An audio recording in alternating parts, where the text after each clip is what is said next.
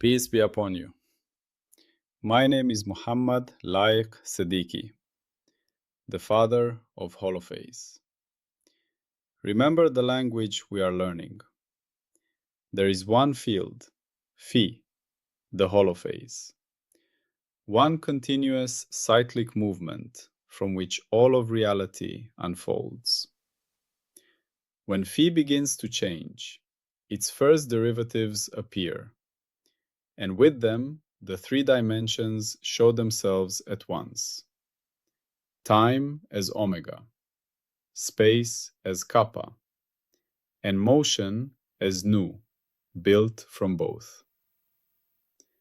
Every higher derivative is a finer question about how phi changes, and each one casts three shadows together: a time shadow, a space shadow, and a motion shadow. These echoes mix and weave into one another, forming the patterns we call fields, particles, bodies, thoughts, and worlds. In this picture, everything that exists is a living tapestry of phi, endlessly echoing through its derivatives and their dimensional shadows. Today, we perform the critical audit before drawing any final map of the unknown. In this part 45, we apply a supreme discipline of self-skepticism. We define the audit for apparent versus genuine unwritability. This is the firewall mechanism that forces us to exhaustively check our own tools and assumptions before concluding that the domain of phi is truly beyond rulemaking. The core revelation is humbling. Most claims of unwritability are apparent, not genuine. They are artifacts of our own insufficient resolution, wrong representations, missing derivatives, narrow window licenses, or inadequate computational pipelines. Genuine unwritability remains only after all these self-imposed limitations have been conclusively ruled out. The skill you will gain is that of a limitation diagnostician. You will learn to systematically interrogate your own methodology to distinguish between a true boundary of knowledge and a mere failure of your current epistemic apparatus. Our core question is the guard against premature surrender. How do we distinguish true boundaries from our own failures? This question targets the most common and dangerous error in the search for knowledge: the confusion of our own limitations with the limits of reality itself. When our models fail, the easiest, most psychologically comforting conclusion is that the phenomenon is inherently unpredictable or fundamentally mysterious. This is an epistemic surrender. It halts inquiry and grants a false license to speculation. The firewall forbids this surrender until a rigorous audit proves that the failure is not in our tools, but in the very possibility of tool-making for that domain. This process embodies our core axiom. Rules do not become real by elegance, consensus, or tradition. They earn a license only by surviving falsification, variation, independence, and scope discipline. Similarly, a domain is only classified as unwritable after it has survived the most violent possible assault by varied and improved tools. We must fail with our best, not our first attempt. This audit is necessary because the failure mode it prevents is the premature fossilization of ignorance. If we mislabel a hard but solvable problem as unwritable, we abandon the search for a rule that does exist. We leave potential knowledge undiscovered. This has dire practical consequences in medicine, engineering, and policy. By forcing a triunity audit of our own capabilities, we ensure that the label unwritable is not a confession of laziness or lack of imagination, but a certified result of exhaustive effort. The formal meaning is an internal diagnostic of the search process we defined in the previous part. Recall, that is the capital Greek letter sigma of D, W, G, R equals the empty set. This indicated an empty result set, suggesting unwritability. The audit for apparent unwritability asks, are the inputs W, G, and R themselves deficient? Could a better window, a richer grammar family, or more resources have yielded a non-empty set? The core revelation lists the primary sources of apparent unwritability. Insufficient resolution. Our omega time steps, that is, our omega time steps, are too coarse, missing fast dynamics. Our kappa pixels are too large, blurring critical structure. Our new measurements, lack the sensitivity to detect key couplings. 2. Wrong representations. We are trying to describe the domain in an inappropriate coordinate system, with the wrong basis functions, or using a mathematical language, like linear equations, that is fundamentally mismatched to the nonlinear, topological, or logical structure of the phi pattern. 3. Missing derivatives. We are only looking at phi itself, or its first derivatives. The true rule may govern a higher order derivative, the rate of change of acceleration, the curl of a curl. Our observational windows may not be licensed to measure these higher shadows. 4. Narrow window licenses. Our license windows cover only a thin slice of the relevant omega scales, kappa scales, or new regimes. We are trying to understand a system that operates across decades with data from a year, or a fractal structure with a microscope that sees only one scale. 5. Inadequate compute or reconstruction pipelines. We lack the computational power to explore the grammar family adequately, or our algorithms for reconstructing phi patterns from raw data are biased or lossy. Genuine unwritability is the persistent failure after these deficiencies have been systematically addressed. The triunity provides the structured framework for this audit. Before a domain D can be plausibly considered unwritable, we must perform a triunity audit. We must verify, explicitly and separately, that our failures are not due to inadequacies in our handling of each dimension. The audit checks. The omega audit. Have we exhausted temporal resolution? Is our clock stable? Have we covered all relevant timescales, from the fastest possible fluctuations to the slowest secular trends? Have we checked for phase coherence across multiple cycles? Have we varied the start and end times of our observation windows? If our data is a sparse, irregular time series, have we reconstructed the possible continuous signals? Failure to pass the omega audit means our temporal windowing is inadequate, not that the domain is omega unwritable. Have we exhausted spatial sampling? Is our discretization fine enough to capture the essential structure? Have we tried different coordinate systems, different topological representations, different clustering algorithms? Have we looked at the domain across multiple scales, from the microscopic grain to the macroscopic landscape? Have we used multiple independent imaging modalities? Failure here points to a kappa measurement problem. A kappa measurement problem, not a fundamental kappa chaos. Have we exhausted motion regimes and frame handling? Have we measured in different inertial frames? Have we considered all plausible coupling mechanisms? Have our propagation models included all known physics? Have we accounted for hidden transports or conversions? Could the apparent new instability be due to an unmodeled force or a misspecified constitutive relation? Failure here suggests an incomplete dynamical model, not an inherently unwritable dynamics.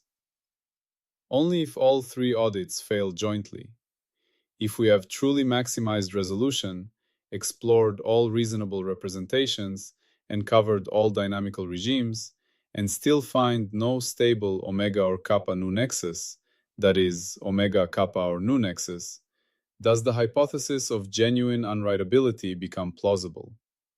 The unwritability must be a property of the coupling of the dimensions, not a failure to properly see any one of them alone. This connects critically to energy as tally. This is a powerful diagnostic tool. Apparent unwritability often manifests as an unstable energy tally. The ledger swings wildly because our definitions of kinetic and potential are wrong for the domain, or because we are missing a whole category of transactions, like heat or chemical energy. When we correct the representation, when we include the right terms measured in the right way, the tally stabilizes. The energy accounting becomes coherent, and with it, a rule often emerges. Genuine unwritability, in contrast, produces persistent incoherence under all corrections. No matter how we redefine the energy terms, no consistent balance emerges. The very concept of a conserved currency of phi activity fails to gain traction. The operational interpretation of this audit is the history of scientific breakthroughs that turned unwritable mysteries into precise laws. The pre-telescope motion of planets was unwritable in the kappa representation, of geocentric epicycles. It became writable with the heliocentric kappa representation and Kepler's ellipses. The life force was an unwritable mystery in a mechanical nu frame, It became writable with the molecular kappa nu representations of biochemistry and genetics. The firewall role here is that of the audit commissioner. When a petition is submitted to classify a domain D as unwritable, the firewall does not review the negative results alone. It commissions the tri-unity audit. It demands proof that the proponents have, in good faith, 1. Maximized omega, kappa, and nu resolution, to the license frontier. 2. Explored multiple fundamentally different representations. 3. Sought higher-order derivatives. 4. Expanded window licenses to cover all relevant scales. 5. Applied state-of-the-art computational resources. The audit report must document each step and its null result. Let us formalize this audit as an enhancement of our search function. Let the tri-unity audit be a function A that takes the domain D and returns a diagnostic report on the adequacy of the search inputs. A of D yields a report on omega sufficiency, kappa sufficiency, nu sufficiency, representation adequacy, resource adequacy. That is, omega sufficiency, kappa sufficiency, nu sufficiency, representation adequacy, resource adequacy. Each item in the report is a score or a pass-fail. The classification of genuine unwritability candidate is only permitted if A of D indicates pass on all sufficiency checks, and sigma of D, W max, G full, R max equals double max, where W max, G full, and R max represent the maximized audit-approved inputs. The prediction and falsification for this concept are now clear. Prediction for apparent unwritability. If the unwritability is apparent, caused by a correctable flaw in resolution, representation, or resources, then correcting that flaw will restore consistent omega or kappa or nu tallies. Upon passing the audit and upgrading our tools, the search function will yield a non-empty set. Sigma of D, W nu, G nu, and R nu does not equal double face. A rule will be found. Falsification condition for a claim of genuine unwritability. The claim is falsified if any correction attempt, a new representation, a higher resolution sensor, a broader window, succeeds in producing a licensable rule. The claim is strengthened only if every such correction attempt across all three tri-unity dimensions fails systematically. The boundary classification grows stronger with each defeated alternative. The license consequence is a gatekeeper function. What is allowed? You are allowed to encounter profound difficulties. You are allowed to suspect a domain may be unwritable. However, you may only submit a domain for unwritable classification after you have conducted and documented the full triunity audit, proving you have exhausted avenues for apparent unwritability. What is forbidden? You may not claim a domain is unwritable based on failures with low-resolution data or simplistic models. Ignore alternative representations or theoretical frameworks that you find aesthetically unappealing. Submit an unwritable petition without the accompanying audit report. What happens after the audit? The license consequence is conditional. Audit completion leads to only after this audit may a domain be formally labeled unwritable. The firewall reviews the audit report. If the audit reveals glaring deficiencies, for example, new audit failed, only one frame of reference was considered, that is, new audit failed, the petition is rejected and the proponents are instructed to address the deficiencies. If the audit passes, the domain proceeds to the final classification stage as a candidate for genuine unwritability. Let us illustrate with an example that combines environmental and social complexity. The long-term failure to predict the outbreak and specific trajectories of armed conflict in regions like the Central Highlands. For decades, the domain D, the precise timing, location, and escalation path of a major violent conflict, appeared unwritable.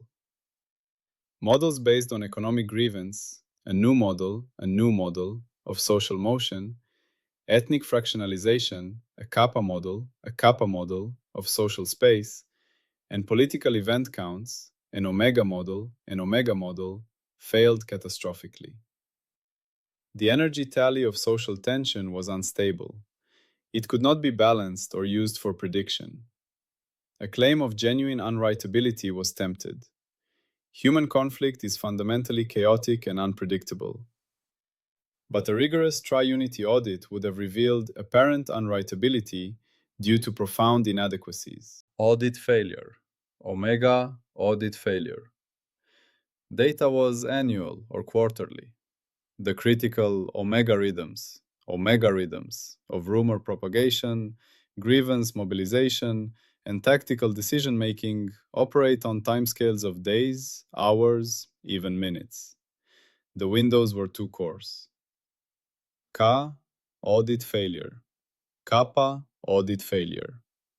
Representations used national or provincial borders. The relevant kappa structure, is the network of villages, valleys, kinship ties, and smuggling routes, a complex, multi-scale topology ignored by the models. No audit failure. Nu audit failure. Dynamics were modeled with simplistic pressure release metaphors. The actual nu couplings, involve information flow via mobile phones, the logistics of weaponry, the nonlinear feedback between airstrikes and recruitment, processes not captured in the grammar families of standard political science. The unwritability was apparent. It was a failure of resolution, representation, and derivative inclusion. When new windows and grammars emerged, high-frequency satellite imagery, finer kappa-omega resolution, kappa-omega resolution, social media scraping, new flow data, agent-based modeling, a richer grammar family, G, the domain began to shift. It did not become perfectly predictable, but stable, licensable rules began to appear. Correlations between certain communication network patterns, kappa-new, and subsequent violence, predictable escalation pathways following specific types of incidents, omega new sequences. The energy tally of risk could be stabilized using these new terms. The unwritable claim was falsified by the expansion of epistemic tools. The skill you gain as a limitation diagnostician is a systematic checklist for intellectual humility. When faced with failure, you learn to ask 1. Omega check, omega check. Am I seeing all the timescales? Is my clock good enough? Am I missing fast triggers or slow pressures? 2. Kappa check, kappa check. Am I looking at the right map? Is my spatial or structural representation obscuring the pattern? Should I be using a network, a fractal, a manifold? 3. No check, nu check. Am I accounting for all the motions and forces? Is my frame of reference wrong? Are there hidden couplings or conversion processes? 4. Representation check. Am I using the right mathematical language? Would a topological, geometric, or information theoretic representation work better than my differential equations?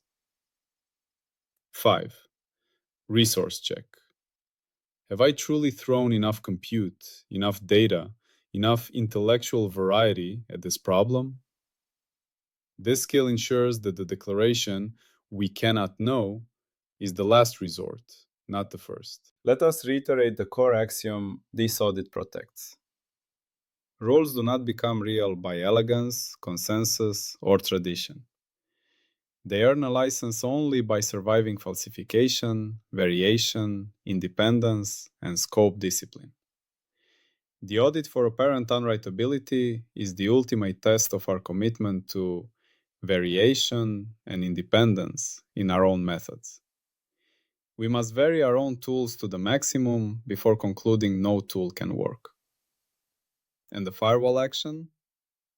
When a rule fails, we do not believe harder. We tighten, downgrade, or retire its license. When our entire search for a rule fails, we do not believe in the failure harder. We audit our search process. We tighten our methodology. We upgrade our tools. Only if the failure persists under the most stringent self-examination do we consider retiring the attempt to find the rule. Let us now crystallize the epistemic function of this part, part 45. We have defined the audit for apparent versus genuine unwritability. This is the firewall's preemptive strike against epistemic laziness.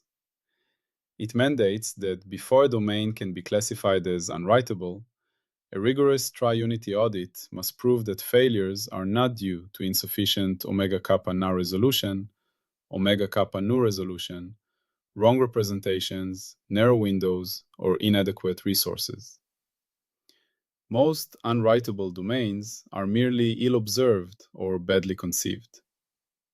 The firewall acts as the audit commissioner, demanding proof of methodological exhaustion before accepting a boundary claim.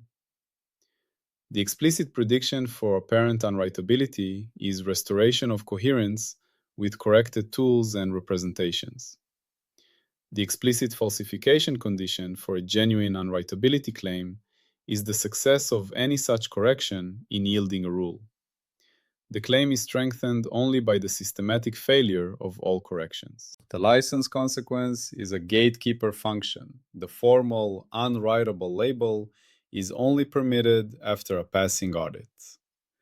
With this, the firewall ensures that the map of the unknown is drawn with meticulous care, distinguishing true frontiers from the blank spots of our own incomplete surveys. Yet, even after this audit, if a domain stands as a candidate for genuine unwritability, our work is not done. A suspected boundary is not a dead end. It is a unique object of study. We must now turn our tools upon the boundary itself. We must test its properties, probe its structure, and see if it too obeys any higher-order rules. Once unwritability is suspected, we don't stop. We test the boundary itself. This leads us to the final and perhaps most profound mechanism of the firewall. It is not enough to map the territory of the knowable and cordon off the unwritable. We must understand the nature of the boundary wall itself. Is it a smooth, impenetrable barrier? Is it a fractal shore, infinitely complex? Is it a dynamic horizon that recedes as we approach? The final discipline is to subject the very idea of the boundary to the same rigorous tests we apply to rules. We must ask, can the boundary be characterized?